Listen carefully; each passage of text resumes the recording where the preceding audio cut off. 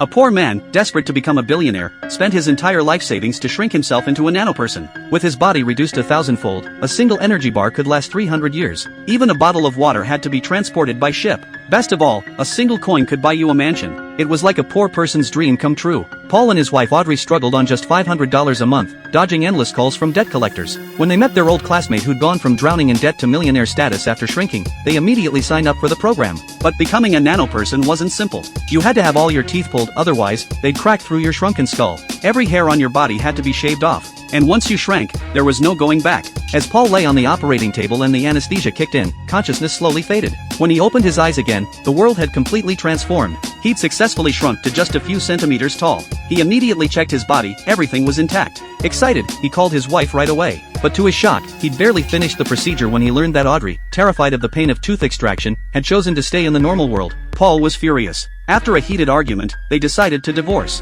What Paul hadn't considered was that divorce meant splitting their assets. Not only had he lost his wife, but he'd also lost the money that would have made him rich. To survive, he had to move into a cheap apartment and keep working. To cope with the loneliness, he started dating other women. But the noise from upstairs kept ruining his dates. He stormed up to complain, only to be warmly invited to join a party. There he ran into his old neighbor, who tried to convince him to start a business. A $30 cigar from the normal world could be split into 3,000 pieces, each selling for $1, an easy 100-fold profit. But Paul had no startup capital. All he could do was drown his sorrows in alcohol. He woke up to find himself in his neighbor's apartment. While nursing his hangover, he noticed the cleaning lady had a prosthetic leg. It turned out she'd been a doctor in the real world, but her license was invalid in the mini world. She could only make ends meet by cleaning. Curious, Paul followed her home and discovered the truth hidden behind the mini world. Beyond the luxury communities lay sprawling slums. The residents were mostly refugees and poor people who'd been forced to shrink, living in filthy, cramped conditions with no TV, no healthcare, and barely any basic necessities.